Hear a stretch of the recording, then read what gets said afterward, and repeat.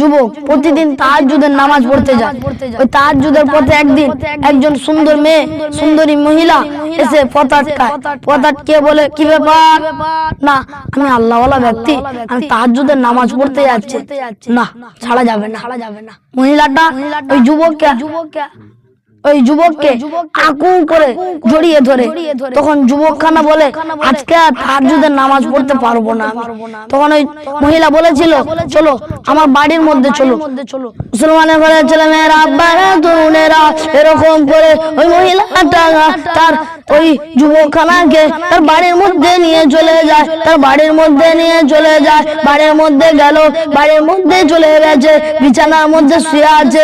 এরকম সময় কোরআনের আয়াত ওয়ালিমান খাফা মাকামা রাব্বিহি জান্নাতান, এই কথাটা মনে পড়ে যায়। এই কথাখানা মনে পড়ে যায়, কোরআনের আয়াতের কথাখানা মনে পড়ে যায়। ওয়ালিমান খাফা মাকামা রাব্বিহি জান্নাতান, যে ব্যক্তি আল্লাহকে ভয় করে তার জন্য আমার আল্লাহ কবরে 2খানা জান্নাত দিয়ে দেয়। তার জন্য আমার আল্লাহ কবরে 2খানা জান্নাত দিয়ে দেয়। এরকম সময় ওই যুবকখানা বেহুশ হয়ে পড়ে যায়। আল্লাহর ভয়ে বেহুশ হয়ে পড়ে যায়। বেহুশ হয়ে পড়ার পরে আল্লাহর ভয়ে যখন বেহুশ হয়ে পড়ে গেল, মহিলা দেখে যুবকের ভাবখানা ভালো নয়। এরকম সময় যুবককে বাড়ির বাইরের মধ্যে রেখে বাড়ির দরওয়াজাখানা কোপার দিয়ে দেয়, দরওয়াজা কোপার দিয়ে দেয়। এরকম সময় একজন আলেম ওই রাস্তার মধ্য দিয়ে যাচ্ছিল। ওই একজন আলেম ওই রাস্তার মধ্য দিয়ে যাচ্ছিল। এরকম সময় ওই যুবক পড়ে থাকতে দেখে তাকে জিজ্ঞাসা করে, ও বাবা যুবক, ও বাবা যুবক, কি হয়েছে বলো বাবা, কি হয়েছে বলো বাবা। এরকম সময় যুবকখানা জানিয়ে দেয়। এরকম সময় যুবকখানা সমস্ত ঘটনাখানা বলে। এরকম সময় যুবককে জানিয়ে দেয়, ও বাবা যুবক, ও বাবা যুবক, তুমি আল্লাহকে ভয় করেছো, আল্লাহ তোমার কবরে 2খানা জান্নাত দিয়ে দেবে বাবা।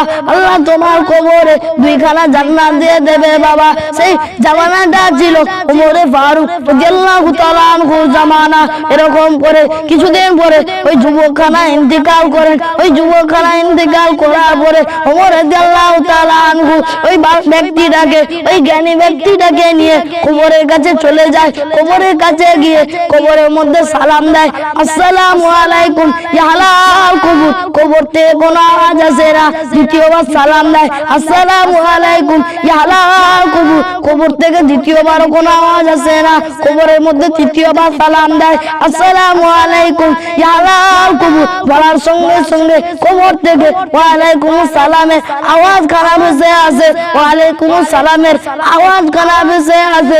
এরকম সময় যুবকখানাকে জিজ্ঞাসা করে, ও বাবা যুবক, ও বাবা যুবক, তুমি তো আল্লাহকে ভয় করেছো, আল্লাহ কি তোমার কবরে 2খানা জান্নাত দিয়েছে? তখন ওই যুবকখানা বলেছিল, ও এ সাহাবা ওমর, এ আল্লাহ নবী সাহাবা ওমর, যে রেখে দাও।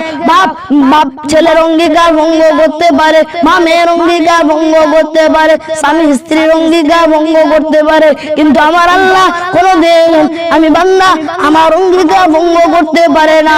কেননা আমি যুবক, আমার কবরের মধ্যে 2খানা জান্নাত দিয়ে